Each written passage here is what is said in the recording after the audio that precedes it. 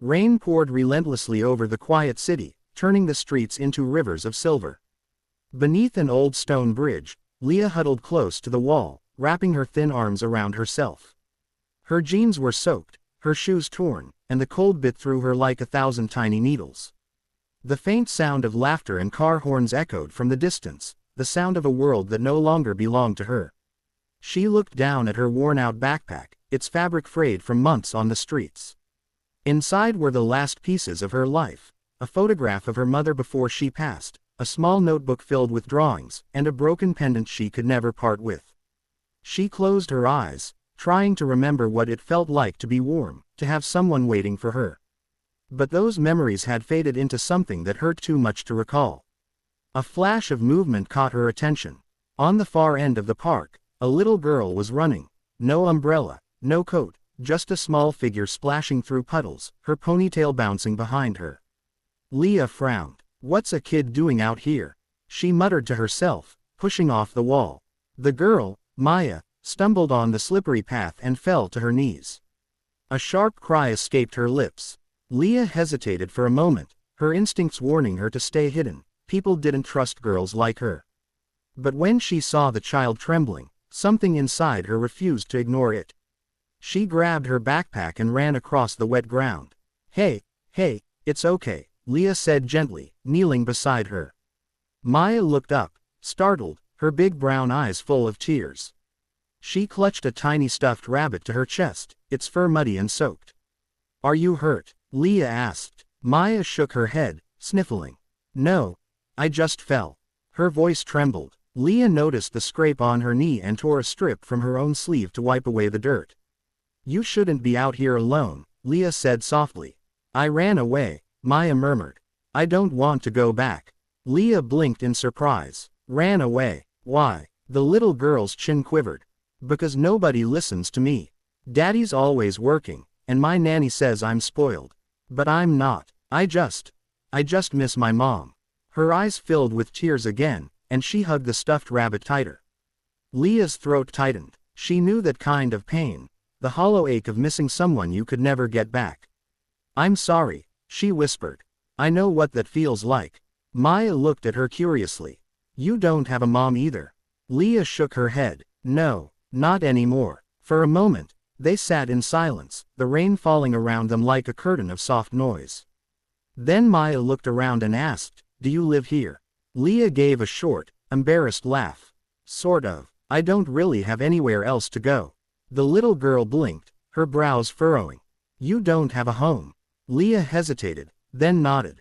"No, I guess I don't." Maya studied her for a long moment, her small face thoughtful. Then, with the blunt honesty only a child could have, she said, "You don't have a home, and I don't have a mom." The words hit Leah like a soft punch to the chest, simple, but painfully true. She couldn't find anything to say. Maya's eyes glistened as she continued, "Maybe we can be friends. Then you won't be alone anymore." Leah's lips trembled into the faintest smile. "Yeah," she said quietly. "Maybe we both won't." As thunder rumbled above them, Leah draped her thin coat over Maya's shoulders. The two of them sat beneath the bridge, two broken hearts finding warmth not from the fire or shelter, but from the strange comfort of being understood. That night, in the middle of the storm, something fragile and beautiful began, the start of a bond neither of them had ever expected. The rain had slowed to a gentle drizzle by morning, and the city was wrapped in a soft gray mist. Leah woke first, her back aching from the cold concrete. For a moment, she forgot where she was, then she saw the small figure curled up beside her, sleeping peacefully under her worn coat. Maya's tiny hands clutched the stuffed rabbit, her cheeks still streaked with dried tears. Leah sat up quietly, watching her. There was something strange and sweet about seeing this fragile little girl sleeping so trustingly beside her.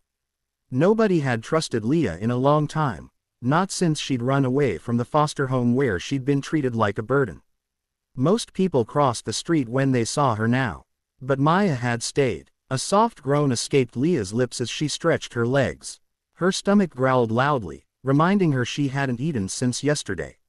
She glanced at Maya, who stirred and blinked awake. "You're still here," Maya said sleepily. "Yeah," Leah replied with a faint smile. "Didn't want you waking up alone." Maya rubbed her eyes and smiled back. You're nice. Leah laughed softly. Not everyone thinks that. The little girl tilted her head. I think you are. She reached into her small pink backpack and pulled out a crumpled snack packet, half a chocolate bar and some crackers. You can have some, she offered shyly.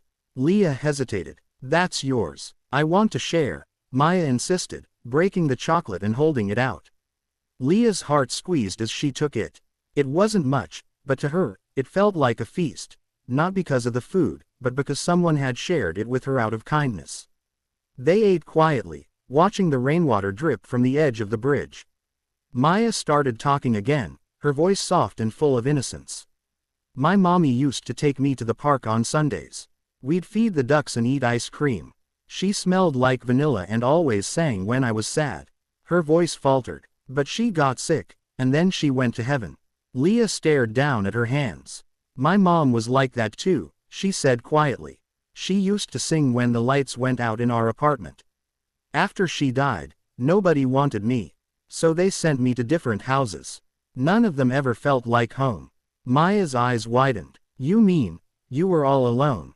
Leah nodded. Yeah, pretty much. The little girl scooted closer, her small hand reaching for Leah's. That's not fair, she whispered.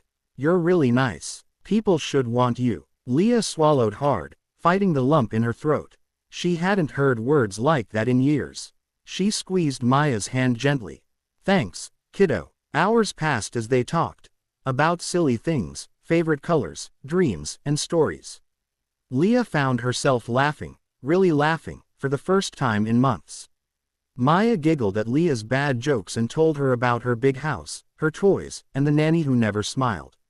When the sky cleared, Maya stood up, brushing the dirt from her skirt. You should come home with me, she said suddenly. It's warm there, and there's food. You can sleep in my room. Leah froze. No, Maya, that's not a good idea. Why not? Because people like me don't belong in houses like yours. They'd think I'm dangerous or trying to steal something. Maya frowned and stomped her little foot. That's not true. You saved me. Leah smiled sadly. Sometimes saving someone isn't enough for grown-ups to see who you really are. The little girl's face fell. She stared at Leah for a long moment, then said softly, then it's not really a home if I can't help someone like you. Leah's heart twisted. She didn't know what to say. No one had ever said something so pure and brave to her. She looked at Maya's determined face and felt something stir inside her, a fragile hope she thought she'd lost forever. All right, she whispered, just for a little while. Until you get home safely. Maya's face lit up like sunshine breaking through clouds. She grabbed Leah's hand tightly, and the two started walking together toward the city, one barefoot, one in muddy sneakers, two souls connected by kindness, walking toward something neither of them fully understood yet. By the time they reached the big, white house at the end of the lane, Leah's stomach was twisting with nerves. The mansion loomed tall, its gates made of iron, its windows gleaming like mirrors. It was the kind of place she used to imagine living in when she was small, before life had taught her that some dreams were meant to stay dreams. Maya squeezed her hand tightly, smiling with excitement. This is my house, she said proudly, leading Leah through the gate that was slightly ajar. Leah hesitated, her wet shoes sinking into the soft grass of the yard. Everything looked too perfect. Trimmed hedges, marble steps, a fountain sparkling in the morning sun. She felt painfully out of place, like a stain on something pure. Maya, where have you been? A voice screamed from the doorway. The nanny, Mrs. Clark, came running down the steps, her face pale and frantic. The moment she saw Leah, her expression hardened. Who is that? Maya stepped forward quickly. This is Leah. She helped me when I fell. She's my friend. Mrs. Clark grabbed Maya's shoulders. You ran away from the park. Everyone's been looking for you. And you, she turned on Leah, her eyes sharp with suspicion. What were you doing with her? Leah froze. I didn't do anything wrong. I found her crying in the rain, and I. Enough. Mrs. Clark snapped, pulling Maya behind her. You expect me to believe some homeless stranger just happened to be nearby? I'm calling the police. No, Maya cried, breaking free and running to Leah's side. She didn't hurt me. She saved me. You're being mean. Leah's heart pounded as blue and red lights appeared at the end of the street. She took a step back, panic flooding her veins. The last thing she needed was the police. They never listened, never cared. She'd been in enough shelters and questioned enough times to know how this would end. 2 officers stepped out of the car, their radios crackling. "We got a report of a missing child. Is this her?" one asked. "Mrs. Clark nodded quickly. "Yes, and that's the girl who took her."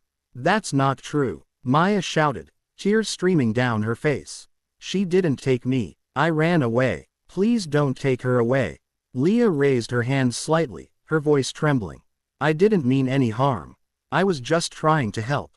Before anyone could respond, a tall man in a suit appeared at the doorway. "Mr. Bennett, Maya's father." His expression was unreadable, exhaustion and worry etched into his features. He walked quickly toward them, his gaze moving from Maya to Leah. "Maya, are you okay?" he asked, his tone softer than Leah expected. "Yes, Daddy," she said through hiccuped sobs. "But they're saying bad things about Leah. She didn't do anything wrong." Mr. Bennett turned to the police officer. "Give us a moment," he said quietly, then crouched down beside his daughter. "You're sure she didn't hurt you?" "She helped me," Maya said, clutching his arm. "She's my friend. Please don't let them take her away." Mr. Bennett straightened slowly, looking at Leah again, really looking this time. The girl stood there soaked, shivering, and scared, yet her eyes were calm and kind. Not the eyes of someone dangerous. "What's your name?" he asked. "Leah," she replied softly. "I found her in the park. She was alone, and it was raining. I couldn't leave her there." Mr. Bennett nodded slightly. The officers waited for his word, but he raised a hand. "It's fine. I'll handle it from here." Mrs. Clark looked appalled. "Sir, you can't just." "I said I'll handle it," he repeated firmly. He turned to Leah. "Come inside, both of you." Leah hesitated, glancing at the open car door and the flashing lights. She could still run, disappear before anyone changed their mind. But Maya was holding her hand tightly, eyes pleading. "Please, Leah," she whispered. "Don't go." And somehow, despite every instinct telling her to flee, Leah found herself stepping through the grand doorway of the Bennett house, her heart pounding with fear, confusion, and a flicker of something else. Hope. The following days passed in a blur of uncertainty.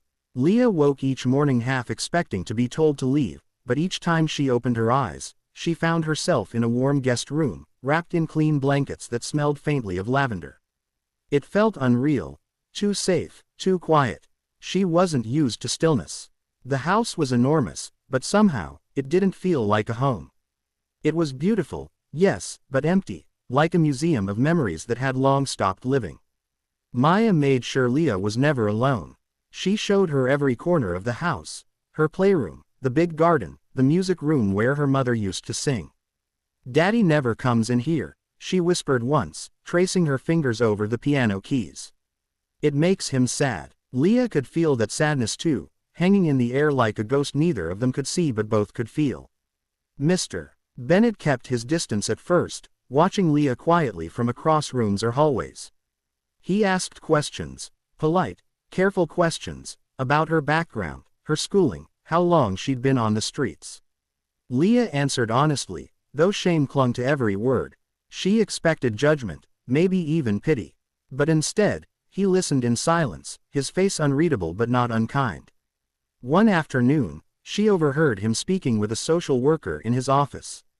"She's bright," the woman said. "She's been through a lot, but there's potential, if she's given a chance." Mr. Bennett's reply was quiet, thoughtful. "Maybe we can be that chance." Those words made Leah's throat tighten. She didn't know what it meant. Not yet, but it sounded like hope, and that terrified her more than anything. Hope was dangerous. Hope could break you. That night, she sat by the window in her borrowed room, staring at the rain tapping against the glass. Maya padded in, wearing her pajamas and carrying her stuffed rabbit. "You can't sleep either?" she asked. Leah shook her head. "Too quiet." "Yeah," Maya said softly, climbing onto the bed. "It's always quiet here since Mommy left." She looked up at Leah, her little eyes wide and sincere. "But it's not so quiet when you're here."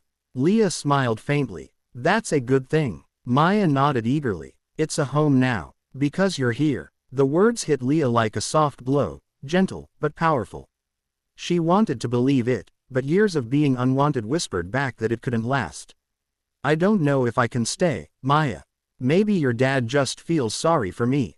No, Maya said firmly, shaking her head.